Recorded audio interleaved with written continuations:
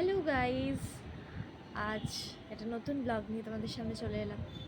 আজকে বাড়িতে মেনলি কেউ নেই, সবাই চলে গেছে, আমাকে ফেলে রেখে দিয়ে চলে গেছে। আছি শুধু আমি আর বাবা।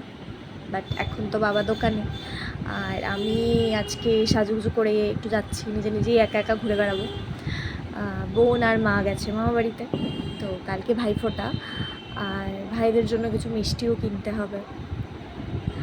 মানে আমার ভাই নেই কোনো, আমার দাদারা আছেন, তো দাদাদের জন্য কিছু মিষ্টি কিনতে হবে। চলো কোথায় কোথায় যাই আর কী করি তোমাদের সাথে শেয়ার করছি। টাটা। পরেই আমি একটু বেরিয়ে গেছিলাম, আমাদের পাড়ায় একটা প্যান্ডেল হয়েছে সেটা দেখার জন্য। এখানে দেখো কত লাইন পড়েছে এখানে। ওরা কিন্তু একটা ভূতের কনসেপ্ট করেছিল ভুলভুলাইয়ার। এ দেখো যে মেয়েটি স্টেজে মঞ্জলিকার রোলে নাচছিল, এটা কিন্তু আমার একটা স্টুডেন্ট হয়। বেশ সুন্দর মানে খুব সুন্দর করে ওরা প্রেজেন্ট করেছিল ছোট্টর মধ্যে, আর ও খুব সুন্দর করে নাচছিল। ও মানে খুব সুন্দর করেছে পারফর্মটা পুরো। দেখে যারা সমস্ত বাচ্চা কাচ্চারা এসেছিলো তারা তো রীতিমতন কান্নাকাটি শুরু করে দিয়েছিল। আর অনেক বাচ্চা ছেলেরা নানা রকমের ভূতের ক্যারেক্টার প্লে করছিল।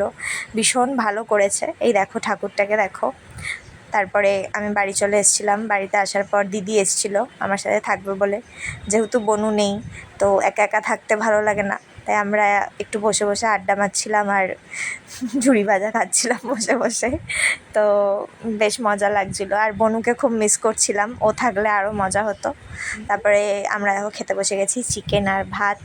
তো চলো আমরা খেয়ে নিই, তোমাদের সাথে আবার নেক্সট ব্লগে দেখা হবে। টাটা।